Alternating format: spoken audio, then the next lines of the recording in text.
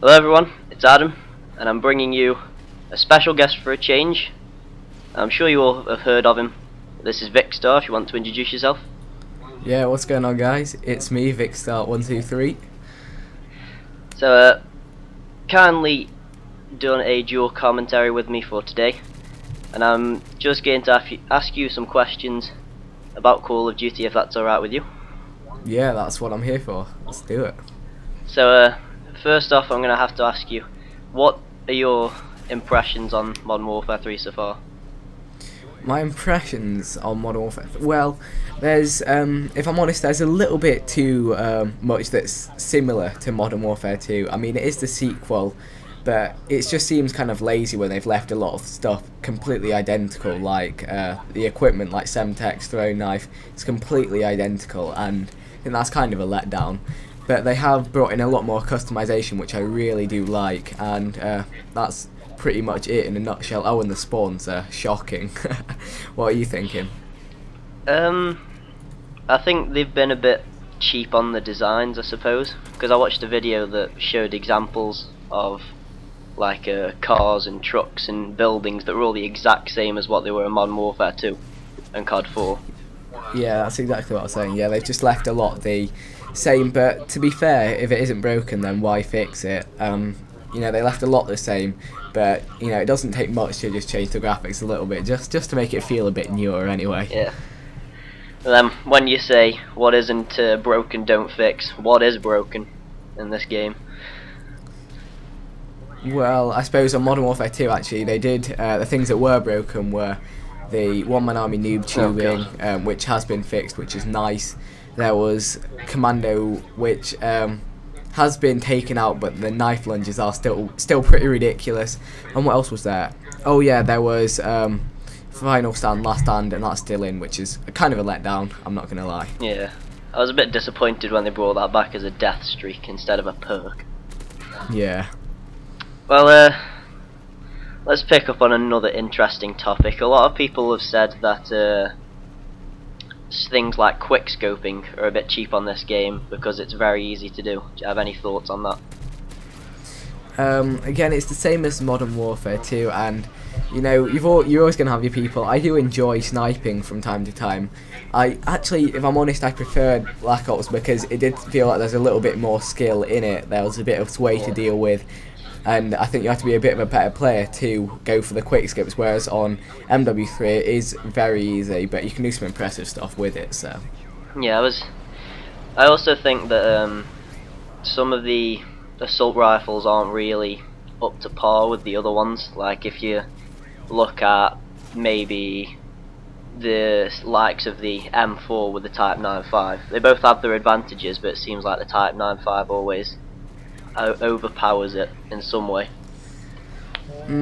Yeah, I do know what you mean. I mean, I've never been more frustrated than when someone comes charging around the corner with a burst fire, the Type 95, a burst assault rifle, and just hip fires you once to the chest and kills you. I mean, that's kind of the thing you should be doing with SMGs, not assault rifles, so I agree with you on that one. Type 95 is a bit of a ridiculous weapon. I'm not sure if you noticed or if you read the little forum on the website, but I'd just like to hear your opinion on how Robert Bowling has addressed that the Akimbo FMG9s and the Type 95 might be overpowered, but they've decided to patch such things as you can't put symbols in your clan tag before they patch the weapons. Well, again, it's yeah, I will agree that those weapons are pretty overpowered, but to be fair, kind of the clan tag thing is actually glitching, it's messing with the game engine, so I think I can understand why they've given that a higher priority over the weapons, because the weapons can wait, and just, you gotta hope that not too many people catch on. Yeah, so I think we've sort of bashed the game for 5 minutes, so let's pick up on the positives now. Do you think the maps are better on this game than they have been? Well, I think it's gonna go downhill again, Oh, because honestly, I think the maps, what they've basically done is they've made them quite flat, and I think that's to make them more balanced. and they've taken out some of the high ground, but I think that just makes them boring, if I'm honest. I mean, my favourite maps are the maps with a bit of, you know, some level to them, Sea Town, Mission, those kind of maps, and then you've got maps like, I think it's, yeah, Interchange, completely flat, and it's just, yeah, I think it adds a lot of strategy, more strategy in when you've got different levels to work on, whereas when it's just a flat map, it's, you know, you've got your one route towards the enemy, and if you don't want to take that route, you haven't got any other options. But hopefully I'll be bringing in some of the classic maps in the map pack, so I'm really looking forward to those. Well, it all depends on what maps they bring back, really, I suppose. Last time they brought back, what was it? Was it Crash and Overgrown? Crash, Overgrown, and there was, what was the other? Ambush, I think it, no? Oh, I don't know. Vacant, that's the one, Vacant. Oh yeah, that's the one, yeah. And they were good maps, hopefully they'll bring other good ones back. I don't want them bringing back terrible ones. Yeah, I agree, definitely. What you were saying about the maps being quite flat, have you noticed that, well, I feel that they've put quite a lot of obstacles in the way of everything as well.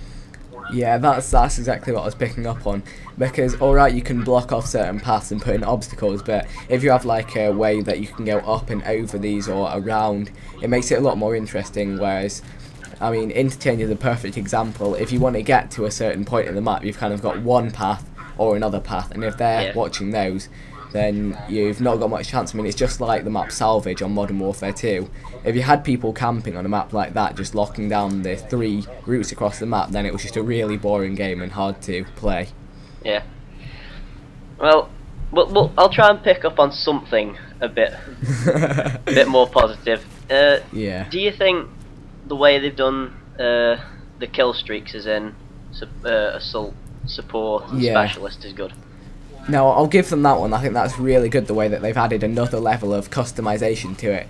Because with the other Call of Duties, you know, by even adding in more kill streaks, it was good. But the customization that it gives you, you can adapt it to your playstyle, whether you're you know, an assault player, a supporting player, is really nice. I love the ability to be able to get your kill streaks, even if you're playing super aggressive and dying, when you're with support. So I think that is a real positive that they've got in there. Yeah, I think, like a lot of other people have said though, that the stealth bomber shouldn't really be in support. I don't think that really belongs there. Definitely. Yeah, anyone can get a, you know, it's a support. It should not be a support kill streak because it is lethal. It's a, yeah, it should definitely be an assault. That is a mistake. I'll give that. And I personally think that the specialist kill streak, I think that's probably my favourite, just for the fact that that is something completely different that it's never been in any game before. Nothing even close to it, really. Yeah, that's really cool, but I do worry that it's a little bit overpowered and kind of leads to less people using the support kill streaks. And if you've got everyone running specialist and no UAV whatsoever you can find, it is so hard to play that game. So it's good, but if you get too many people using it, it can actually go the other way. Yeah, that's why I think it's probably best to use it in a game like Free For All, where you're not really affecting other people. Yeah, definitely. So I think, and I'm not sure about yourself, but the majority of games I play are either on Team Deathmatch or Free For All. Sometimes domination, that's the same with me. But that's only in a party, in which case there's always people using UAVs and stuff like that. Yep. So that is unfortunately coming to the end of the video already. So I will take this time to say thank you to you, Vikkstar. It's been a great time recording this with you. Yep. Yeah, it's been a pleasure speaking, and hopefully I'll be seeing you around then. Hopefully. We can all dream that we can have a larger channel someday. But thank you for the opportunity, and no problem. I will see you all in the next video. Goodbye.